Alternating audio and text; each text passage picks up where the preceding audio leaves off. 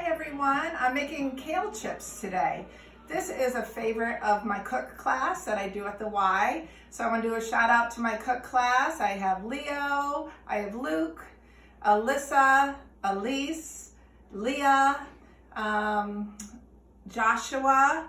So I miss all of you, and I know there's more. Annie, there's one more. Okay, so kale chips are super easy, real quick thing you can make with the kids and very healthy snack. So you want to get some really sturdy kale. This is organic kale I just found at Whole Foods. You want to pull it off the stem and sort of into bite-sized pieces. So I put it right into my salad spinner and make sure it's just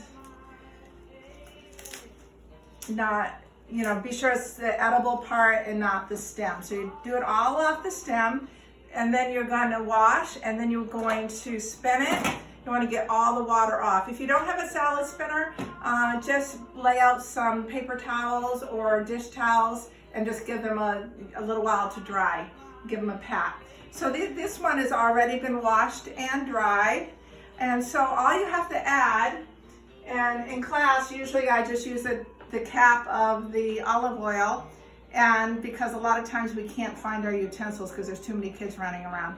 I just measured actually what's in a cap, and it's a little less than a tablespoon. So you're gonna just drizzle that with a little olive oil.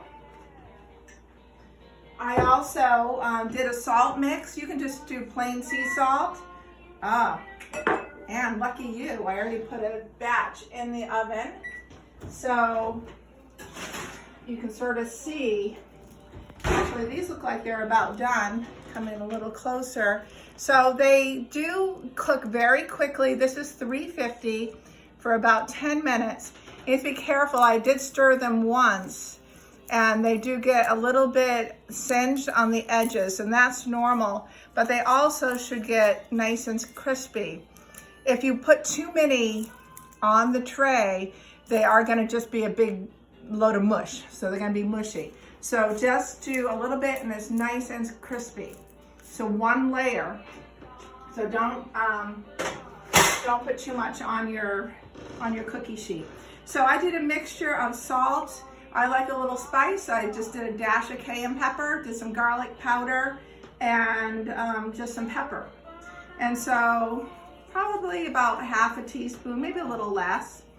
And since we all know all our hands are really clean now, that's the first thing that I do with the kids is tell them to wash their hands, and usually it's like under the water and back, so not the case any longer.